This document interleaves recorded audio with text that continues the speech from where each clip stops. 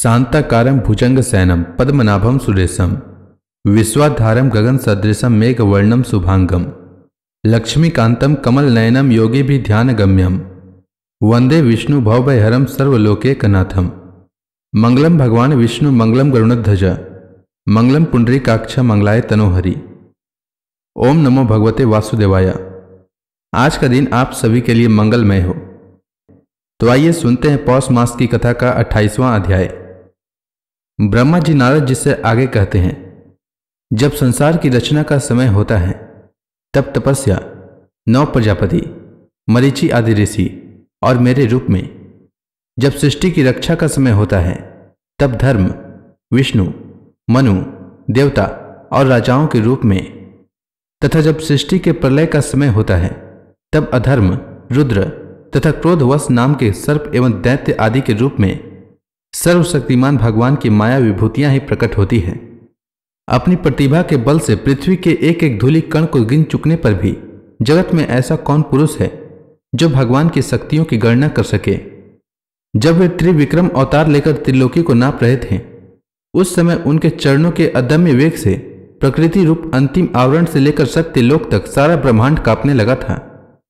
तब उन्होंने ही अपनी शक्ति से उसे स्थिर किया था।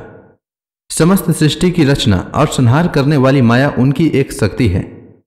आदिदेव भगवान शेष सहस्त्र मुख से उनके गुणों का गायन करते आ रहे हैं, परंतु वे अब भी उसके अनंत की कल्पना नहीं कर सके।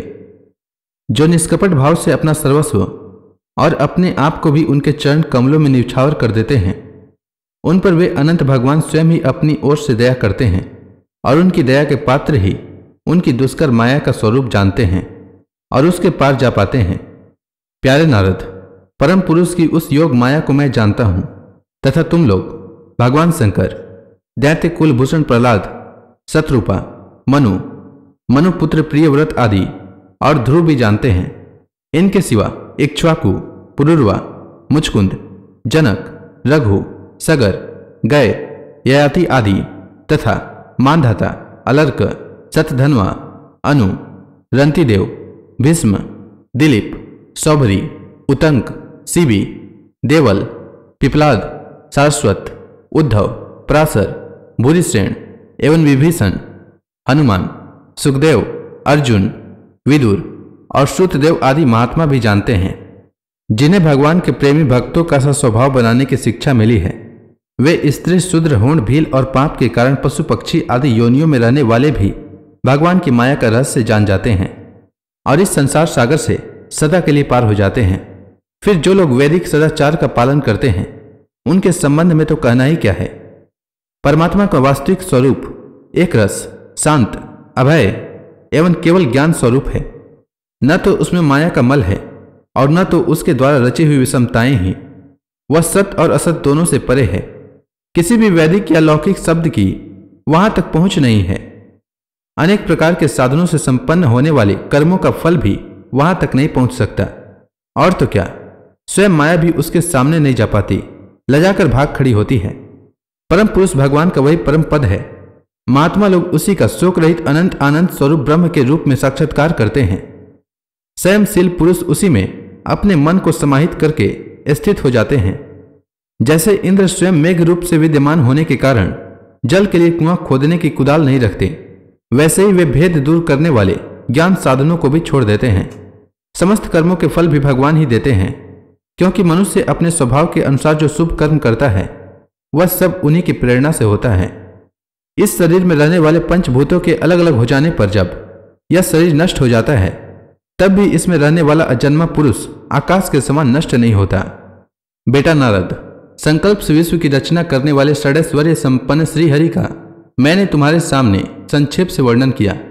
जो कुछ कार्य कारण अथवा भाव अभाव है, वह सब भगवान से भिन्न नहीं है। फिर भी भगवान तो इससे पृथक भी हैं ही। भगवान ने मुझे जो उपदेश किया था वही भागवत है। इसमें भगवान की विभूतियों का संक्षिप्त वर्णन है। तुम इसका विस्तार करो। जिस प्रकार सबके आश्रय और सर्वस्वरूप भगवान श्रीहरि में लोगों की प्रेममय भक्ति हो, ऐसा निश्चय करके इसका वर्णन करो। जो पुरुष भगवान की अचिंत्य शक्ति माया का वर्णन या दूसरे के द्वारा किए हुए वर्णन का अनुमोदन करते हैं अथवा श्रद्धा के साथ नित्य श्रवण करते हैं, उनका चित्त माया से कभी मोहित नहीं होता। इसके बाद राजा परीक्षित श्री सुखदेव जी से कहते हैं, भगवान, आप वेद वेताओं में श्रेष्ठ हैं। मैं आपसे यह जानना चाहता हूं कि जब ब्रह्मा जी ने निर्गुण भगवान के गुणों का वर्णन करने के लिए नारद जी को उपदेश दिया, तब उन्होंने किन किन को किस रूप में उपदेश किया? एक तो अचिंत्य शक्तियों के आश्रय भगवान की कथाएं ही लोगों का परम मंगल करने वाली है। दूसरे देवर्षि नारद का सबको भगवत दर्शन कराने का स्वभाव है। अवश्य ही आप उनकी बातें मुझे सुनाइए। मां भाग्यवान सुखदेव जी, आप मुझे ऐसा उपदेश कीजिए कि मैं अपने आसक्ति रहित मन को सर्वात्मा भगवान श्री कृष्ण में तन्मय करके अपना शरीर छोड़ सकूं। जो लोग उनकी लीलाओं का श्रद्धा के साथ नित्य श्रवण और कथन करते हैं, उनके हृदय में थोड़े ही समय में भगवान प्रकट हो जाते हैं। श्री कृष्ण कान के छिद्रों के द्वारा अपने भक्तों के भाव में हृदय कमल पर जाकर बैठ जाते हैं। जिसका हृदय शुद्ध हो जाता है, वह श्री कृष्ण के चरण कमलों को एक क्षण के लिए भी नहीं छोड़ता। भगवान, जीव का पंचभूतों के साथ कोई संबंध नहीं है, फिर भी इसका शरीर पंचभूतों से ही बनता है। तो क्या स्वभाव से ही ऐसा होता है अथवा किसी कारणवश? आप इस बात का मर्म पूर्ण रीति से जानते हैं। आपने बतलाया कि भगवान की नाभि से वह कमल प्रकट हुआ जिसमें लोकों की रचना हुई, जिनकी कृपा से सर्वभूतमय ब्रह्मा जी प्राणियों की सृष्टि करते हैं, जिनके नाभि कमल से पैदा होने पर भी जिनकी कृपा से ही ये उनके रूप का दर्शन कर सके थे, वे संसार की स्थिति, उत्पत्ति और प्रलय के हेतु सर्वांतर्यामी और माया के स्वामी परम पुरुष परमात्मा अपनी माया का त्याग करके किस में किस रूप से शयन करते हैं। पहले आपने बतलाया था कि विराट पुरुष के अंगों से लोक और लोकपालों की रचना हुई, और फिर यह भी बतलाया कि लोक और लोकपालों के रूप में उसके अंगों की कल्पना हुई। इन दोनों बातों का तात्पर्य क्या है? महाकल्प और उनके अंतर्गत अवान्तर कल्प कितने हैं? भूत, भविष्यत और वर्तमान काल का अनुमान किस प्रकार किया जाता है? क्या स्थूल देहाभिमानी जीवों की आयु भी बंधी हुई है? ब्राह्मण श्रेष्ठ, काल की सूक्ष्म गति त्रुटि आदि और स्थूल गति वर्ष आदि किस प्रकार से जानी जाती है? विविध कर्मों से जीवों की कितनी और कैसी गतियां होती है? देव, मनुष्य आदि योनियां सत्व, रज और तम इन तीन गुणों के फल स्वरूप ही प्राप्त होती है। उनके चाहने वाले जीवों में कौन कौन किस किस योनियों को प्राप्त करने के लिए किस किस प्रकार से कौन कौन कर्म स्वीकार करते हैं? पृथ्वी, पाताल, दिशा, आकाश, ग्रह, नक्षत्र, पर्वत, नदी, समुद्र, द्वीप और उनमें रहने वाले जीवों की उत्पत्ति कैसे होती है? ब्रह्मांड का परिमाण भीतर और बाहर दोनों प्रकार से बतलाइए। साथ ही महापुरुषों के चरित्र, वर्णाश्रम के भेद और उनके धर्म का निरूपण कीजिए। युगों के भेद, उनके परिमाण और उनके अलग अलग धर्म तथा भगवान के विभिन्न अवतारों के परम आश्चर्य में चरित्र भी बतलाइए। मनुष्यों के साधारण और विशेष धर्म कौन कौन से हैं? विभिन्न व्यवसाय वाले लोगों के, राजर्षियों के और विपत्ति में पड़े हुए लोगों के धर्म का भी उपदेश कीजिए। तत्वों की संख्या कितनी है? उनके स्वरूप और लक्षण क्या है? भगवान की आराधना की और अध्यात्म योग की विधि क्या है? योगेश्वरों को क्या क्या ऐश्वर्य प्राप्त होते हैं तथा अंत में उन्हें कौन सी गति मिलती है? वेद, उपवेद, धर्मशास्त्र, इतिहास और पुराणों का स्वरूप एवं तात्पर्य क्या है? समस्त प्राणियों की उत्पत्ति, स्थिति और प्रलय कैसे होता है? बावली, कुआं खुदवाना आदि स्मार्त, यज्ञ, यज्ञादि वैदिक एवं काम्य कर्मों की तथा अर्थ, धर्म, काम के साधनों की विधि क्या है? प्रलय के समय जो जीव प्रकृति में लीन रहते हैं, उनकी उत्पत्ति कैसे होती है? पाखंड की उत्पत्ति कैसे होती है?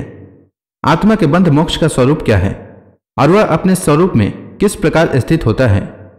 भगवान तो परम स्वतंत्र हैं, वे अपनी माया से किस प्रकार क्रीड़ा करते हैं और उसे छोड़कर साक्षी के समान उदासीन कैसे हो जाते हैं? भगवान, मैं यह सब कुछ आपसे पूछ रहा हूं, मैं आपकी शरण में हूं। महामुनि, आप कृपा करके क्रमशः इसका तात्विक निरूपण कीजिए। इस विषय में आप स्वयंभू ब्रह्मा के समान परम प्रमाण हैं। दूसरे लोग तो अपनी पूर्व परंपरा से सुनी सुनाई बातों का ही अनुष्ठान करते हैं। ब्राह्मण, आप मेरी भूख प्यास की चिंता न करें।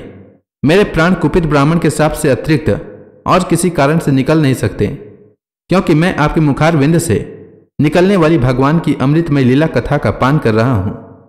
सूत जी कहते हैं, शौनक आदि ऋषियों, जब राजा परीक्षित ने संतों की सभा में भगवान की लीला कथा सुनाने के लिए इस प्रकार प्रार्थना की, तब से सुखदेव जी को बड़ी प्रसन्नता हुई।